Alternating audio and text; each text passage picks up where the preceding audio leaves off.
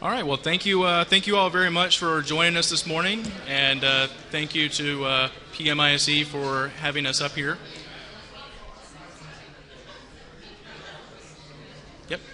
We're going to go ahead and get it started. If everybody could go ahead and take an opportunity to take your seats. So thank you again for the opportunity to have us come out here this morning and talk to you about some of the innovative opportunities we're taking to work in the information sharing environment, particularly from the DHS side.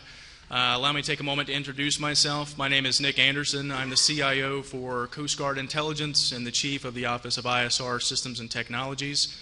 I will allow our panel members the opportunity to introduce themselves real quick if they'd like to. Sure. Thanks. Hey folks, good morning, almost good afternoon. My name is M.K. Tribble, and I'm the Program Manager for Maritime Security projects in the Borders and Maritime Division at DHS. And previously to my experience in DHS, which has just started back in this last November, I spent 20 years in the Navy as a rotary wing helicopter pilot, naval aviator. Spent my whole time operational and loving every minute of it and serving the nation. And then for about 10 years after that, I spent the balance of that time in OSD, Secretary of Defense Office, in AT&L, Acquisition Technology and Logistics, in the ACTD JCT program. And that's where I really learned how to sort of fast forward and convert technology into capability for our warfighters at the time. And so I'm doing that now, converting technology into capability for our operators. And we'll talk a little bit more about that in just a moment. I'll hand it over to Sean. So I'm Lieutenant Commander Sean Planky, Coast Guard officer in the Office of C4 ISR Systems at CG26, actually under Mr. Anderson here. What that means is I'm the program manager for all of our intelligence information sharing. So all the vessel arrivals that come into the United States, that's one of my systems. All the our intelligence collection capabilities, UNCLAS upwards, all come through my systems, and then we share them out to support, tactical operations, strategic operations across the panel. So we are all about sharing with CBP to support some of their customs enforcements, and we share with other federal agencies as well, and state and local. And previous to that, I was Weapons and Tactics Branch Chief, Offensive Cyberspace Operations at US Cybercom, and I was deployed to Afghanistan as the deputy officer in charge for offensive cyberspace element out there, support operations. And then, of course, I've got my Coast Guard law enforcement side, where I did over 4 years at sea, conducting law enforcement boardings all across the West Coast, mainly Alaska. So, thanks, Commander. I'm Derek Nisco, the lead business architect for NIEM, the National Information Exchange Model. My role within NIEM as the lead architect is to really coordinate communities and those that are interested in engaging with, using, and adopting NIEM so that they have an opportunity to learn about what it is to be part of NIEM. That NIEM is a vocabulary for our missions, of which maritime is one mission within NIEM. My other role within NIEM is the liaison to the Business Architect Committee, which is responsible for defining the vocabularies within NIEM to support the mission areas and the common vocabulary which resides in NIEM Core. Prior to my role at NIEM, I did a lot of capability analysis for DoD and the United States Navy, in which we wrote some change packages to globally network our maritime operations centers. And prior to my analysis work, I was a U.S. naval officer, destroyer driver myself, and have done some of those international visit board search and seizures in the Persian Gulf and other places. Thanks. All right, well, thank you all very much. Now that we have an understanding of the unique perspective that each one of our panelists will be bringing to the discussion today, I'd like to make sure we level set. As you can see in the agenda, the purpose of this panel is to try to discuss some of the significant advances in maritime security information sharing that we're making within the department, both within S&T and within the operational component with Coast Guard, and all, of course, basing this upon the architecture that we're hoping to use with NIEM and becoming more of an information sharing partner going forward. So to provide an understanding commonly of what we're talking about with this innovative solution, it's IMDE and CSS. It's our integrated maritime domain environment and our coastal surveillance system, whereas IMDE is going to deliver a sustainable homeland security architecture for building common interfaces, data standards, and policy to facilitate that real-time sharing of information and sensor data, not only within Coast Guard and within DHS, but even perhaps more importantly with all of our federal, state, local, tribal, and international partners as it relates to the Western Hemisphere strategy, the CENTAM strategy, and the Southern Borders and Approaches campaign within the department. CSS is trying to tie together the disparate coastal maritime sensors, radar, AIS, EOIR that we have out there. So given that common understanding and the unique intersection that we have here with our panelists, particularly with Coast Guard, is an intersection of a defense mission, a homeland security mission, and an intelligence community mission as an IC element under the ODNI, we're going to try to kick this off. So for our first question for our panelists, could you please articulate from your point of view how this government off-the-shelf capability that supports enterprise initiatives such as maritime domain awareness, intelligence development, collaboration, and information sharing, what is the value of that capability? You take that. Go ahead. All right. So the Coast Guard is the executive agent for maritime domain awareness within DHS, as appointed by S1. So because of that, we need to secure our borders and understand who's coming in and out of the country. The problem with that is while for instance Coast Guard owns the ship arrival notification system, that's only for 300 gross tons vessels and above. So yeah, we're getting the big boys, but there's a lot of people underneath that can come and go at will, especially across our lake-based borders. If you look at the Great Lakes or coastal towns along the southern borders as well. This government off-the-shelf capability really gives us our ability to span multiple agencies to share this data and secure those borders. Yeah, I think that's perfect. It all gets to the criticality and importance of unity of effort and how that relates to information sharing within the department and outside of the department. And we'll talk a little bit about that in a moment. But Sean's hitting it right on the head. Basically, we've got all the existing sensors out there in the maritime environment, all the sensors looking over the water. They are what they are. We've got acoustic sensors, we've got EOIR, we've got radars, we've got AIS, and increasingly now we have commercial space-based. And if we have time, we can talk a little bit about that, how we're going to harness that. So how can we take all those sensors, which people around in watch centers across the United States are monitoring those in bits and pieces, how can we consolidate those sensors on, say, for example, a common user-defined operational picture and have these operators be able to build a better understanding of what's happening in our maritime backyard? Because the bad guys are eating our lunch. They've learned how, from the south, how to take a 30-foot panga boat with 4 220 horsepower Evinrude motors on it and drive from south to north with this thing firewalled at 40 knots, full of big cans of gas and fuel and their drugs and stuff, and go up the coast off of California, stop, and be refueled by pleasure yachts coming out there to refuel them and then go on their way.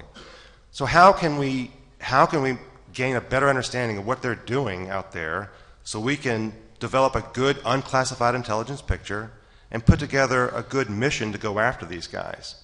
Previously, the con-op was, there's a bad guy doing something. Let's launch a mission right now. We'll send a P3 out there, take a look. It says, yeah, that looks like a bad guy. Coast Guard cutter comes up, they bust him, and you see in the paper what? 2 tons of heroin or whatever.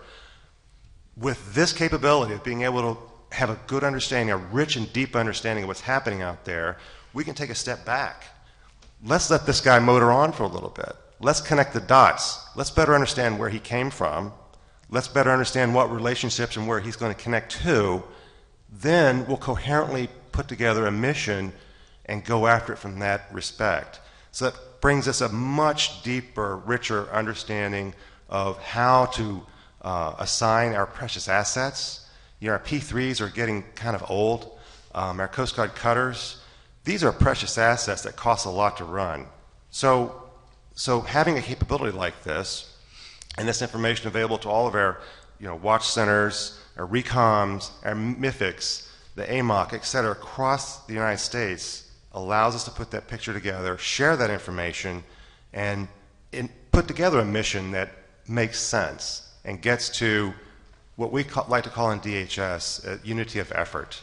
And I'll talk to that in just a minute because I think I've talked a little bit long about that particular question. So, well, no, as a follow-up, because you really hit the nail on the head with getting from single interdictions and single busts to truly providing capabilities that are going to assist with combating transnational organized crime. Sean, I know this is a conversation that's come up a little bit lately in this budget downturn that we're currently experiencing, but the need to have new and innovative capabilities and options.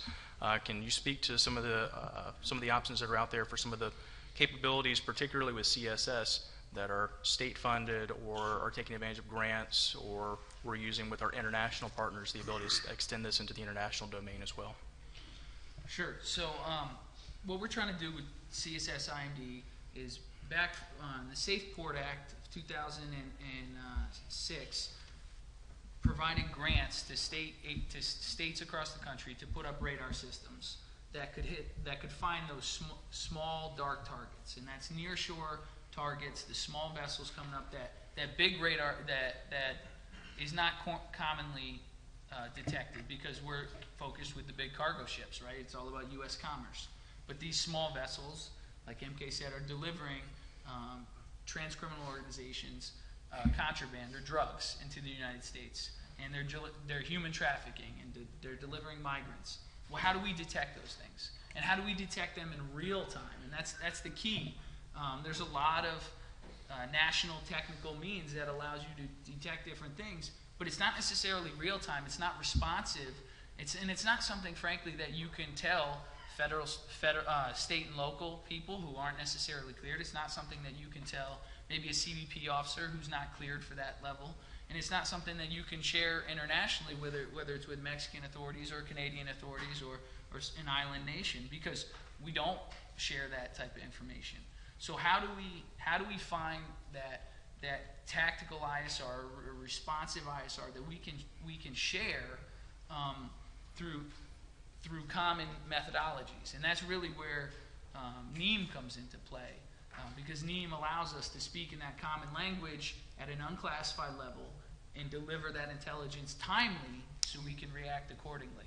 If you want to talk about that. Yes, I think that to the question about value, to put a measure and a metric on it, it's speed to intelligence. And flip that data structure, timely activity of structuring data, flip that 80% of your time that was spent structuring data to make that 20% of your time, so you can spend 80% of your time analyzing the big data. And that's what it is when it comes down to watching and recording vessels of interest and the numerous small vessels that are out there. If we already have our data structured in how we want to capture it, then we can spend 80% of our time doing the analysis, so we can look at the big picture and not put a headline up about the one bust, I think, that was referred to. Absolutely. Thank you very much. So to drive back towards what MK mentioned previously about our national unity of effort campaign and kind of the overarching structure of unity of effort that we're trying to drive, particularly within the department, which has had a struggle over the last decade of pulling together these disparate organizations, these disparate components with many different missions and their legacy identities, and trying to drive them towards a unity of effort, towards ultimately helping to secure the homeland. How is information sharing as an initiative strengthened by the coordination of ISR technologies and shared awareness and alerting? Sure, that's a great question.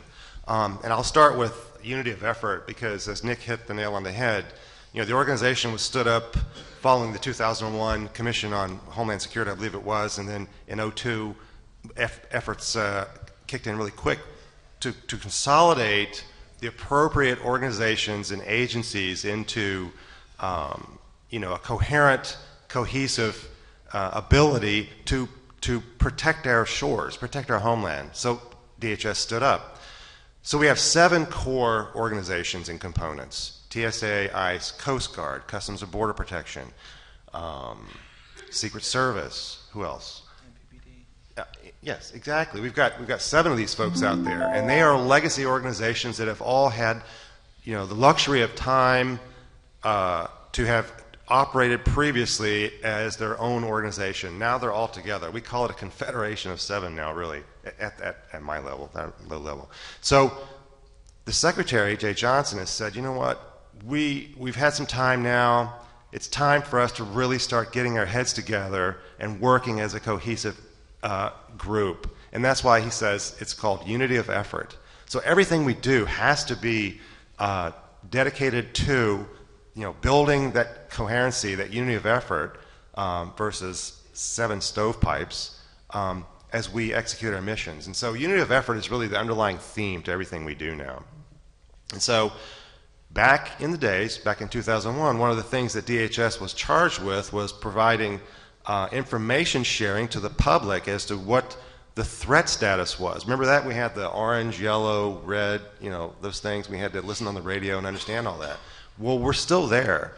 And so information sharing within the Homeland Security Enterprise, the HSE we like to call it, is very critical.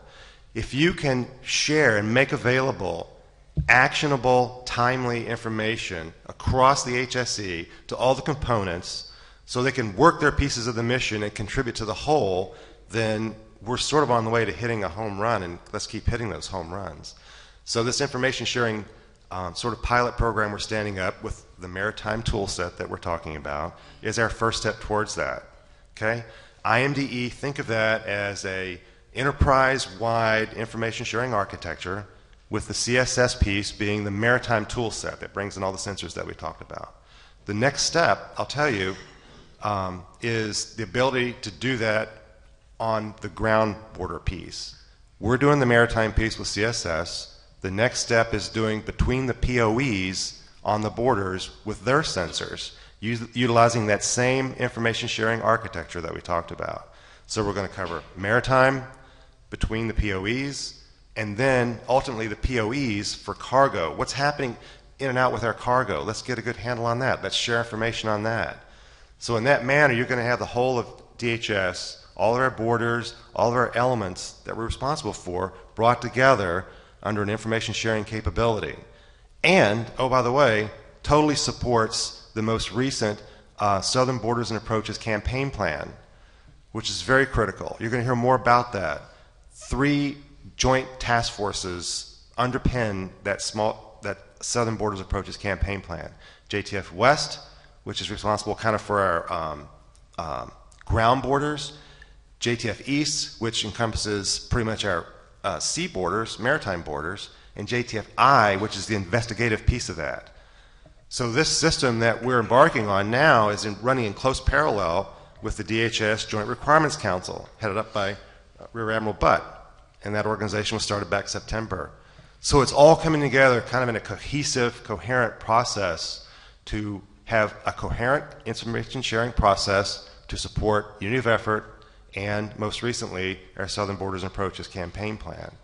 So it's very critical, and we've established a terrific working relationship between Coast Guard, CBP, the Air and Marine Operations Center, AMOC, to pilot our information sharing system for the Maritime that we're talking about. And so I've probably talked a little bit long about that. So, and I encourage questions about anything we're discussing today. So I'll leave it at that for now. So to speak to the pilot project that you mentioned, can we talk to some of the expected outcomes of the technical and operational demonstrations that are currently planned? Sure. So, absolutely. So in August of this year, we're looking to I'll walk you through an example, but this is the technical demonstration of sharing ISR data in real time across federal, state, and local agencies, and we're going to do that in the Port of Baltimore.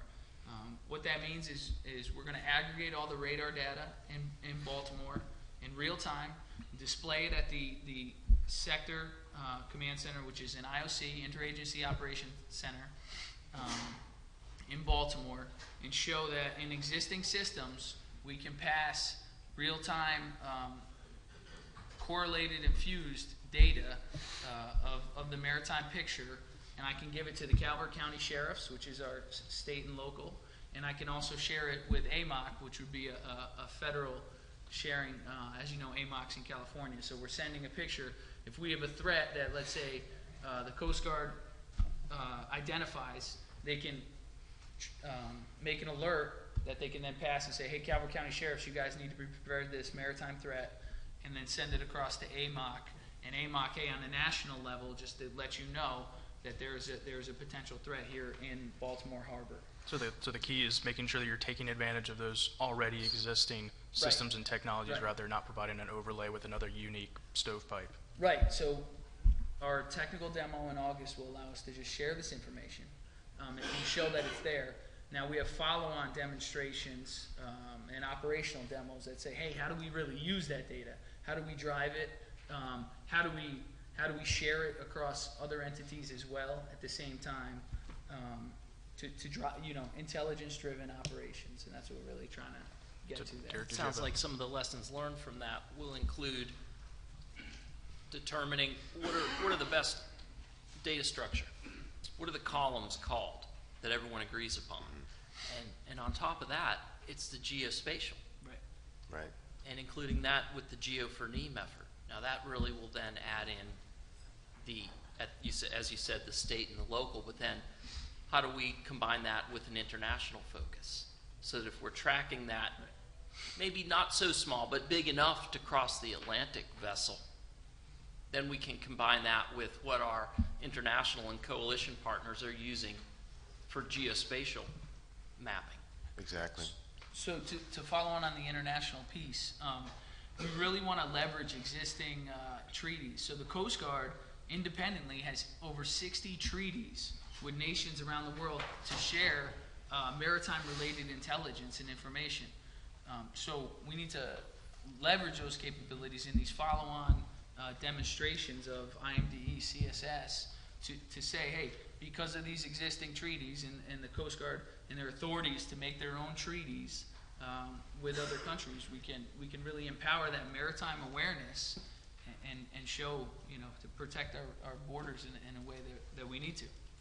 Just to dovetail on that, that's a good lead-in. So we have 2 technical demonstrations scheduled, sort of a crawl, walk, run cycle, if you will. TD1 is in August, and that's in Chesapeake with all the folks that Sean mentions. We have TD2 coming up in, I think, December, November timeframe with Puget Sound. And so that's going to bring in that Canadian piece, that international piece. How can we share their data now we're sharing maritime data looking at both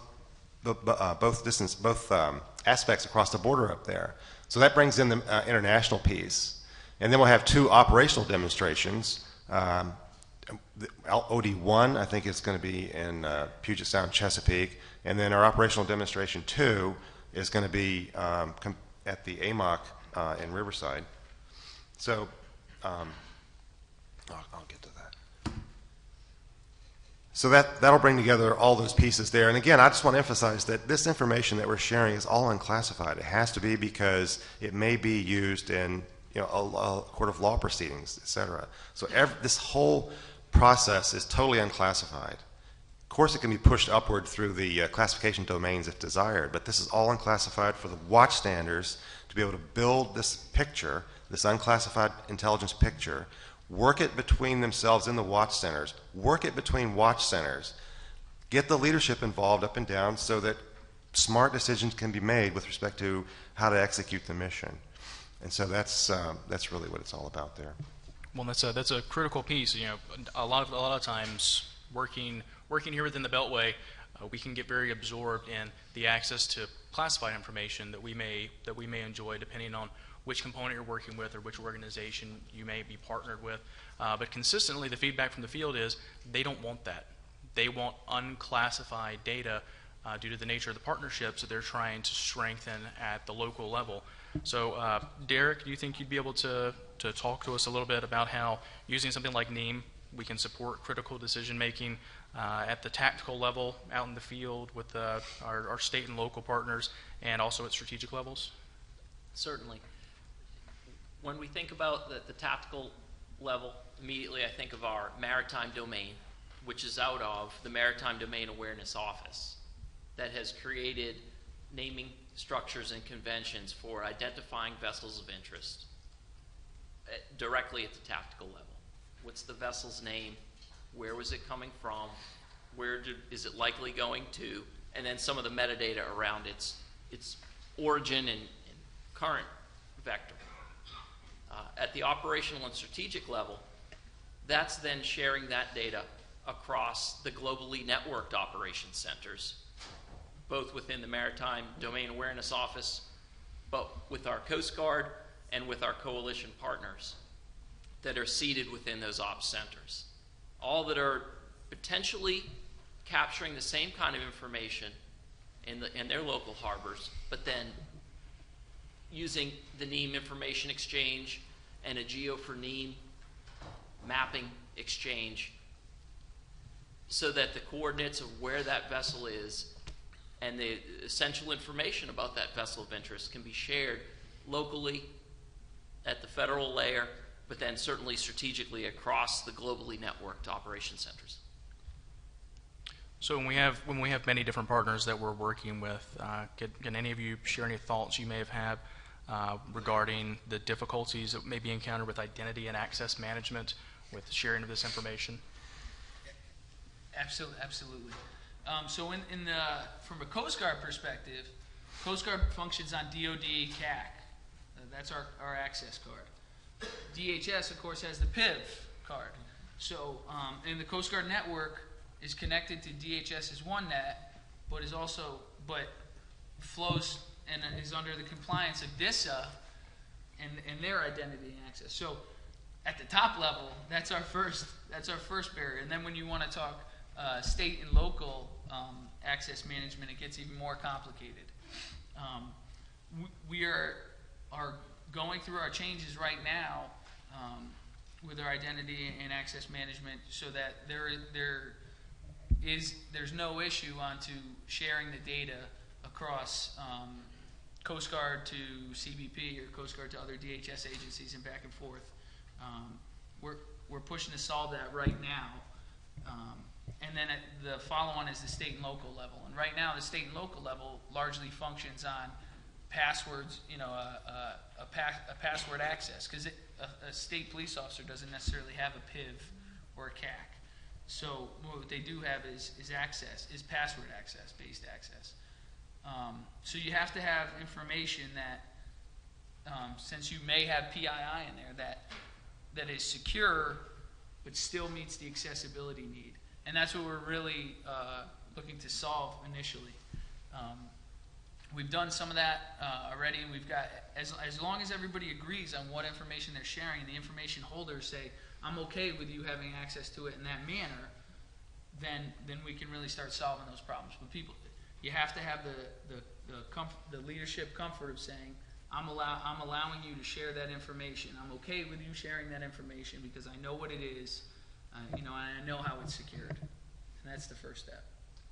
So beyond just the sharing of information in a view mode or in a receive mode, how do we get to supporting a repeatable access control mechanism so that we can actually work with partners at many different levels of law enforcement or public service or even emergency responders to manipulate that data and provide the ability to say, yes, you know what, you may have this data point on this vessel of interest and this vector, this line of bearing. Here's the information that I have to help contribute to that picture or to enrich it somehow. So the critical piece to that is data tagging, right? So you have to be able to tag that data and say what it's relevant to, because once you've correctly tagged the data, then you can put access controls to say, okay, well, this data is tagged federal, this data is tagged state and local, this data has both tags, so you can share that across the spectrum of both authorities. If you can if you can solve that data tagging issue, and that's largely what I think is a benefit of NIEM, allows for data tagging, you can get there. And the first step in that, really, that we've relied on to prototype out for us, the Coast Guard, is the Homeland Security Intelligence Network, HISN. HISN is our first step. We use that extensively in District 8, which is our New Orleans area, and we're rolling it out in District 11 to say, hey, how do we share with state and local? And we're training people to tag their data appropriately so that it can be viewed by the correct people. I think NIEM offers a great mechanism where if there is a use case or a scenario that all parties are ready to and understand, then you can create a NIEM structure to say if the data that you want to tag relates to this use case or scenario, click the on button, mark it 1, and then you can look at a geospatial map. You can look at all the data on a map and in any kind of environment, and all the ones come up. Then you have your full picture, so that at any classification level, someone could participate in contributing to that picture. But by structuring our data, which NIEM offers, we can have our coalition partners, we can have our international partners, all clicking that button to say, yeah, this relates to that story, and it's a 1. And then all of a sudden, you've got a pretty clear picture of all the information you might want to see because of this data tagging. So at the end of the day, with all of our partners, you're going to have CAC card users, you're going to have PIV card users, you're going to have international users. How do we get them into the front end of the system? What is that identity management service going to look like to recognize and sort out all those different abilities to get in? And then once you're in the system, we will have a service called entitlement service. So basically, once you're in, the enterprise understands who you are and what data sets that you can have access to. There are certain types of data that, depending on who you are within the enterprise there, you just can't see that information. So there is a process in place to look at that and understand, do we need to build a better identity management service to get people in? Right now, as Sean said, we're using HISN. It's an existing Homeland Security system to get into the front end of the system. So we're looking at other initiatives. DHS has a back-end attribution exchange a project going right now on how to capture within those various domains of users, whether it's Coast Guard, CBP, down to first responder units, et cetera. How do they get into the system? And then the system is going to have to recognize them for their attributes or entitlements. And so that's going to be a tough one. Happily, I want to say that we've got some great relationships between our project and some very key initiatives that we see are critical to fielding and institutionalizing such a process. And one is with PMISE. So how do we, we're talking about the federal, state, and local level as it relates to, these operators and their level. But you know what? We got to think about a national level. How do we get this up to the national level so that our leadership and folks who need this information to make their decisions are part of it? And that's that happy intersection with PMISE. So that can't be understated. And I want to thank Chairman Paul for your efforts there, and we look forward to continued relationships and with that. So that's going to be a great process. The second process of that is DHS OCIO has recognized the information sharing architecture that it's an off-the-shelf architecture, but they like it. And they said, this is really good. So they've pulled it in to what's called a service insertion request process. We've just been pulled right into that process and brought up to the enterprise level within DHS as a pilot program. And they're really interested in looking at our identity management system or core service, our entitlement core service, and there's another one, I just forgot what it was.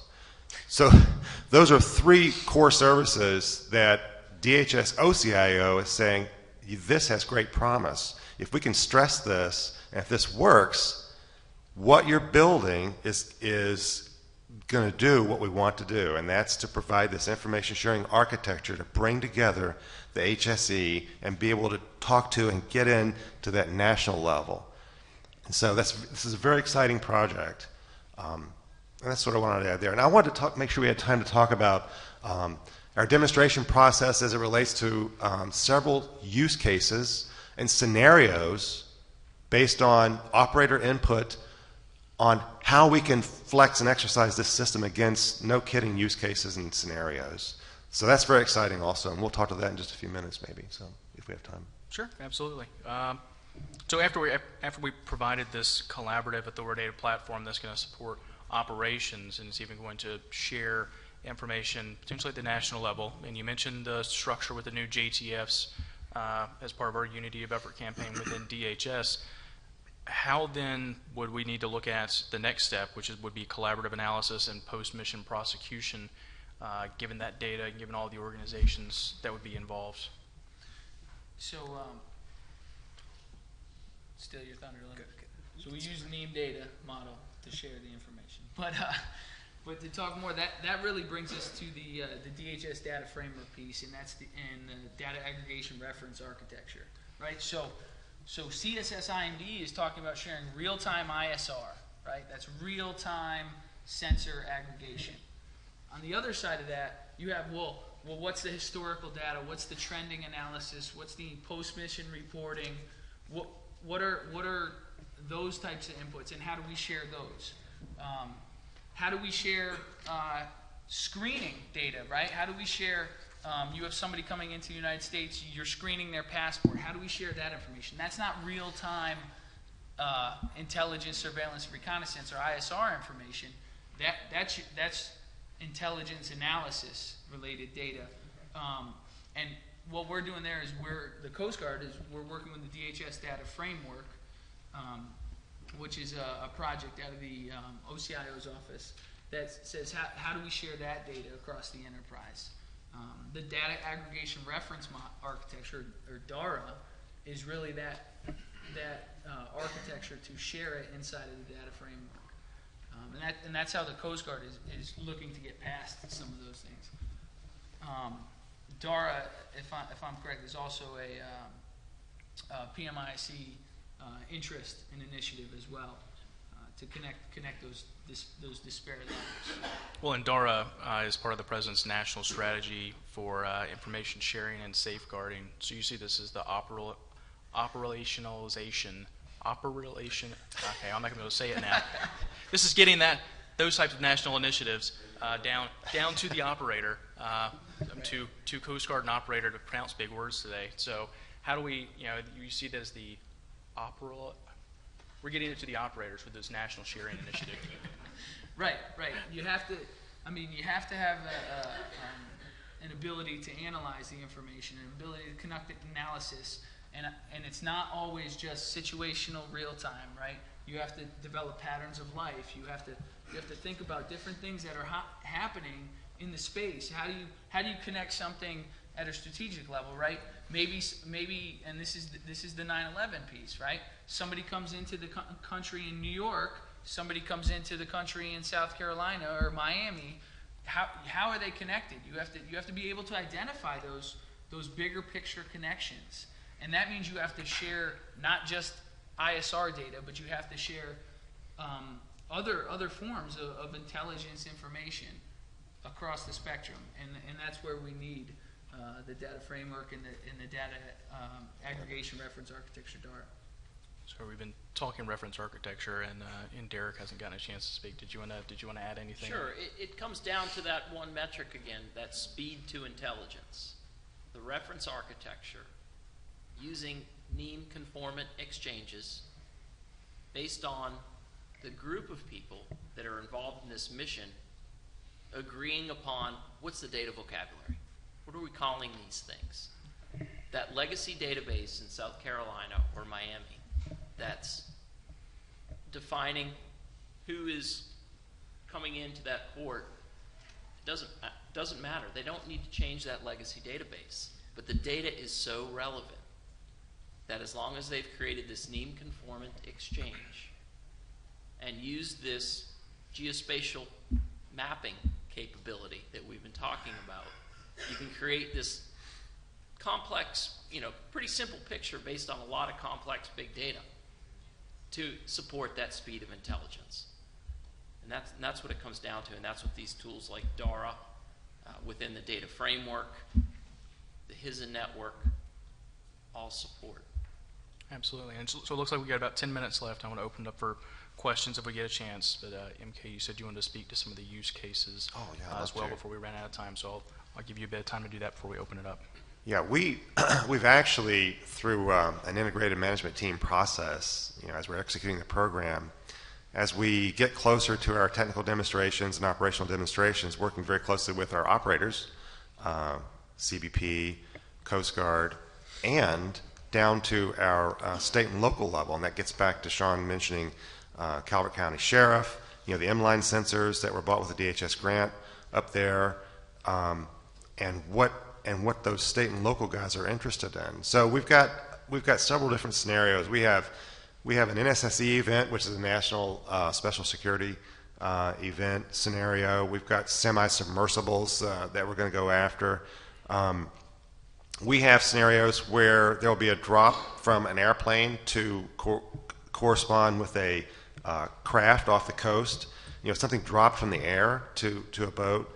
The typical Panga go fast boat, which I mentioned at the very beginning. Various types of pleasure craft that are smuggling contraband and those sorts of things. Long range vessels. Vessels that are really out there far away, and one that's very close to this area here is a LNG port up in Chesapeake. So that is considered sort of a national level asset, and there's a lot of security that's going into understanding, what types of boats and craft are we going to allow to get close to that LNG port, for instance. So what sort of tripwire do we need in our system to alert the operator that, hey, this vessel is kind of been hanging out and he's getting close to a point where he shouldn't be.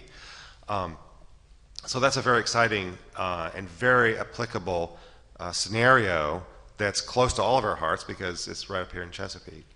So we have lots of viable, no-kidding scenarios that are going to be used to test and stress this system against as we start with our technical demonstration series and go into our operational demonstrations.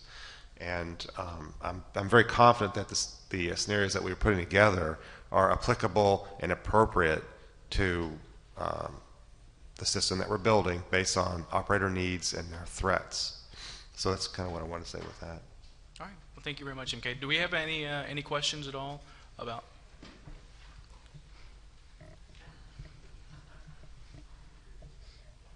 Okay, practice this at home, guys. Operationalizable, operationalizable, operationalizable. Impress your friends. Now spell that. Not a chance. I'm a standards guy, so I'm biased. I understand what you're saying about the tagging and how that feeds into your access control system, and I'm thinking of some things like the GeoExactable thing that I know that the guys have over at OpenGeo, and that's great, and it's great to hear.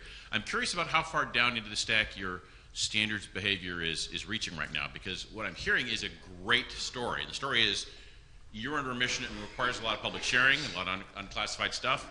You don't even know who you're going to be asked to roll this stuff up and send some of it to, so you've got to put it in whatever kind of envelope is most likely to survive that multi-party mongrel process somewhere. Now, okay, from SOA world, from standards guy world, that tells me ideally everything down to the transport layer and the access control and the transmission method and the reliable messaging, to the extent you can package that in relatively well-known and non-demanding standards like transport, the more of those targets out there, the sharing targets you're going to hit.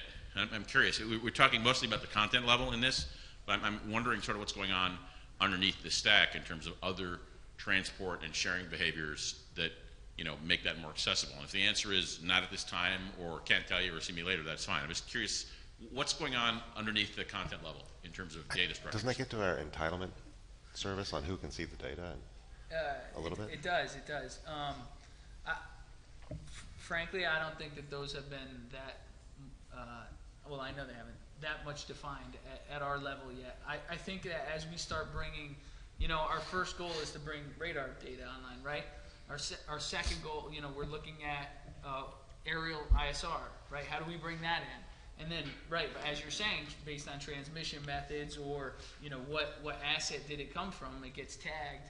how far down does that go, right, to the access and entitlement piece? And I would say that specifically hasn't been defined yet, but it is a very relevant point. Okay, well, let's, as a community, talk some more about that. I'll just mention in passing that there's some other use cases like health involving a lot of PII and access control issues where they have these big old files of telemetrics from biometric devices. I mean, same problem, right? You got to get past giant attachment in email that you hope is secure. Right. Okay, good, thanks. And that is, the proprietary content is certainly something NIEM is looking at, because there are multiple mission areas within NIEM that are finding the same hurdle. So we're going to be taking on some working groups to think about how we manage and handle our proprietary content. And that's a general NIEM.gov issue that goes beyond this use case. What do we tell people who are purveying this stuff about guidance or best practices or alternatives for transport methods and how to package it up, and actually to which level of this stuff you apply the access control to? Right. And right There's now, always the it's stuff policy. in the envelope and the metadata on the outside. That's right. Good. So I just wanted to, add on that, in terms of what we're working on within the department, it melds quite nicely with the Geo for NIEM, so I'm setting up my panel later on this afternoon about learning more about what we're doing in Geo for NIEM, how you leverage NIEM content, so speaking of vessel information in the maritime sense, with the Open Geospatial Consortium set of standards to map it, how you use access controls, whether you're talking about the intelligence community or talking about unclassified environments, as really a model to leverage within this particular use case. And I know that's something we'll look at likely in the coming months. So I just wanted to make that comment. It also makes use of project interoperability in the suite of groups that reside under the Standards Coordinating Council. It might be worthwhile to consider as a pipeline project. Thank you. Hello, my name is Elisa Jones. I'm chair of the Emergency Management Technical Committee for OASIS. Derek, very nice to meet you face to face. I'm sure we'll have some conversations later today and going on. And thank you, gentlemen, both for your service past and present, and for Sharmendra for standing up this, because this is what we're all about here, is talking about these standards and how they can interoperate. So my comment and perhaps question too is, have you looked at some of the other things that we've done to exchange data across our national borders? For example, the Cause1 experiment. I was supporting the Canadian Center for Security Science on that one, where we were using a very simple standard called the Common Alerting Protocol, which was one of the ones Jamie's listed. And then there was the Cause2, where we used the Hospital Availability Standard. And there was mention of the health domain, which is certainly one where we have two standards, and I've already sent Jamie an update. The hospital availability is out for public comment right now, and our tracking of emergency patient standard. Very little known work, because they're done down in the trenches within the good folks that work on my Emergency Management Technical Committee. Actually, I do have the chair of my subcommittee that's doing TEP here today, so I hope that we have a chance to talk about these things, and I'm so happy to know that, like with the Geo for NIEM, we have the opportunity now to leverage full standards within NIEM, so that with the adapters, which my reference information model subcommittee has also developed adapters for NIEM for each one of the standards that we have available, so that we can pull these standards wholly and intact, so that we can really do the interoperability we need to do across our borders, both locally and internationally. So I'm glad to be here, and thank you, Sharmendra, for putting this opportunity together for us to share this information across the standards. So to talk, we have looked at the Common Alerting Protocol, as you mentioned. We have that, actually, that's part of the CSS IMDE piece, because we're using track fusion methodologies, right? So it's more than a blip on a radar, right? You have to be able to say, well, this position is this position is this position, right? And they all connect, so you can really say, where did that come from? And then when it goes into, let's say, a security zone for liquid natural gas, you got to throw an alert. And we've worked with the Common Alerting Protocol to do that, so we are familiar there. And the second point there, just as you're saying, is about emergency buy-in. It's about component buy-in. You know, we have to have the components, e.g., Coast Guard driving it. I mean, you know, throughout the relevant components have to take a stand and buy in and be a part of the solution. So. Great. We do have a NIEM adapter for CAP 1.2. So, okay. And last week I was in Japan at the World Conference for Disaster Risk Reduction, and I had the pleasure of hearing the Secretary General of the World Meteorological Organization actually say the name of the standard, the Common Alerting Protocol. So it's like we're getting some real traction. So that's good. So thank you. Thank you. And it's about doing what you're all doing. It's about harmonization so that you all have a voice, come to the table, define the standard or the vocabulary for the mission area that's at hand. And that way, information exchanges can then be developed based on this community-driven definition. Hi, I'm Jackie Knudsen. I actually work for DISA, but I am the lead for Joint Command and Control, Data Strategy, Execution, Information Sharing, ICAM, Cyber, and I'm also the OGC co-chair for Emergency Disaster Management. So, Can you fit that on a business card? no, AKA Data Goddess. Anyway, what I want to offer for you though was an opportunity to do some collaboration because the GCCSJ system is actually in our portfolio, and Justin and I are so tightly at the hip, it's not even funny, on Geo for NIEM. What we delivered to him this week was a component of our COP modernization. So this would be a 7.0 GCCS, which is about only a handful of people who even know it exists. But it's a fully re-engineered track fusion that is based predominantly on the OGC standards to include sensor web enablement. We've done the ISR integrations, including our favorite P3 platform, because I used to work that.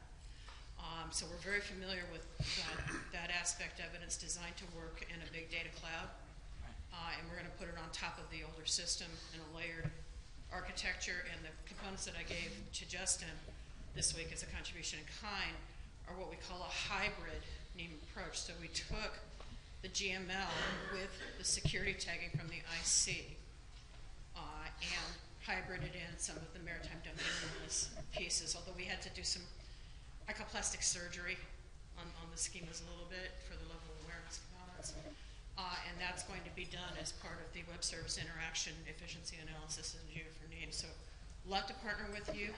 We also have an ICAM study with US Northcom. That's probably who you look closest in boots I've had. But this is tactical level, so how we get it all the way down to the edge. Northcom has given me a lot of first responder and law enforcement requirements.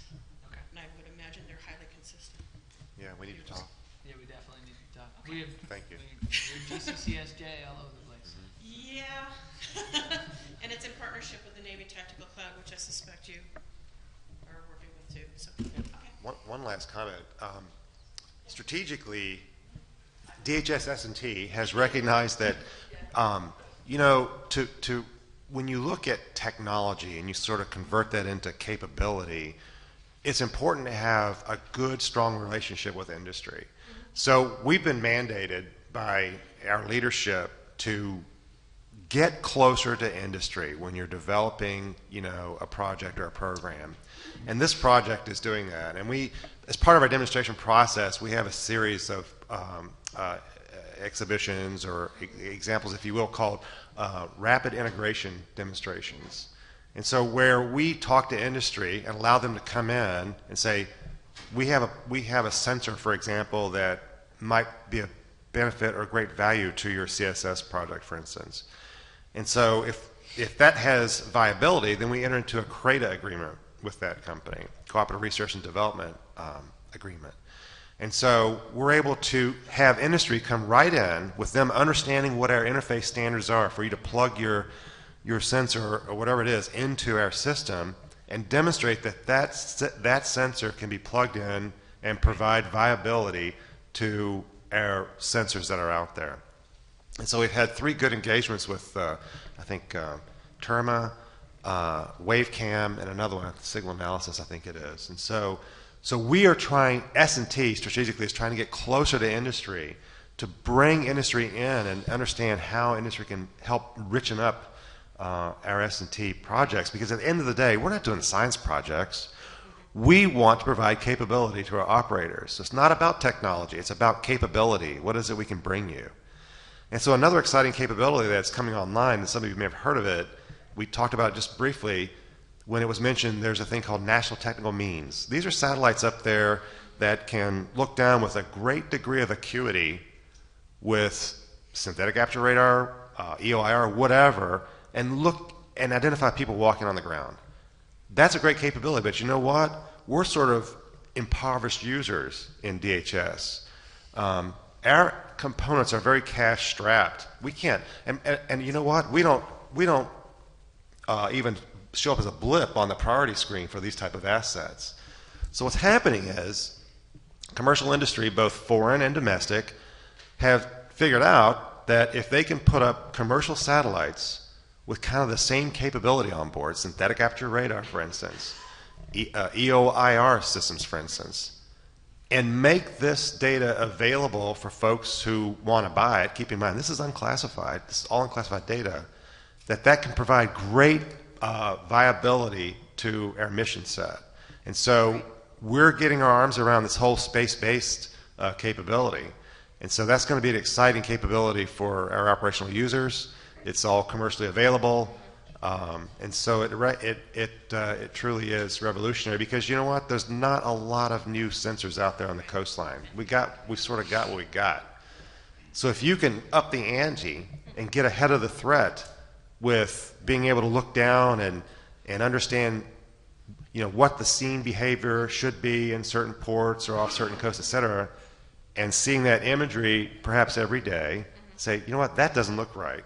Let's take a look at this. So this is another very exciting aspect to our project. Yeah, and the other part that I find fun with my job is going back to some of those sensor developers and say, have you heard of things called like sensor web enablement, or SAS? And SAS is actually how I'm integrating sensors in the cut modernization activity. Sure. Because it's agnostic to the sensor type, and that means I can bring in anything that comes in that's new. Right. You know, so those are some of the design techniques, and this is using, you know, the Standards Coordinating Council methodology about standards as an ecosystem and using the right tool for the right kinds of capability. Yeah. Well, sounds like you guys have a lot to talk about. Yes. This is great. Thank you. Well, thank you all very much. I believe we're running out of time, and we're starting to cut into your lunch time, so I don't want to be between anybody and their lunch. I do want to thank you, Mr. Paul, for providing this opportunity to us. Thank you for your continued support for projects that we're bringing to the operators and to the department to support National Unity of Effort campaign. We really do greatly appreciate your support. All right. Thank you all very much.